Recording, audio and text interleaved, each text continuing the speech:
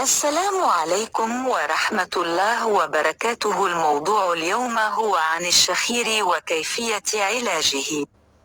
علاج الشخير: الشخير أثناء النوم مزعج ومحرج لصاحبه ولمن حوله، فهو يعرضه للإحراج في حالة نومه مع آخرين، يسبب الإزعاج لهم بسبب صوت الشخير المزعج، كما أنه مشكلة عامة يعاني منها الكثيرين في مراحل عمرية مختلفة.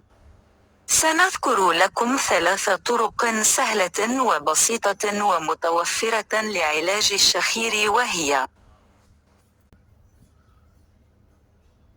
يمكن علاج الشخير بزيت الزيتون، فيمكنك تناول ملعقه صغيره زيت الزيتون يوميا، يسبب تقليل تلاصق الأنسجة مع بعضها في الجزء الخلفي من حلق الإنسان، حيث يعمل زيت الزيتون على علاج الشخير من خلال ترطيب هذا الجانب ويمنع احتكاكها، مما يوقف الشخير، كما يسمح بدخول الهواء إلى الحلق بشكل أسهل. علاج الشخير بشاي النعناع: بسبب احتوائه على الميثانول، فهي تقلل المخاط على الرئتين ويسهل دخول الهواء، كما يقلل من التهاب الممرات التنفسية، لذا تناوله يوميا.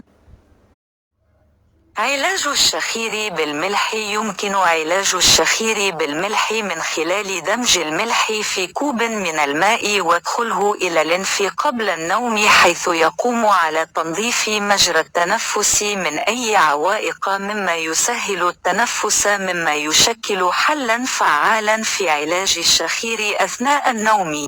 لذا يمكنك علاج الشخير بالملح بسهولة عن طريق الاستمرار على هذه الوصفة لأيام، وستلاحظ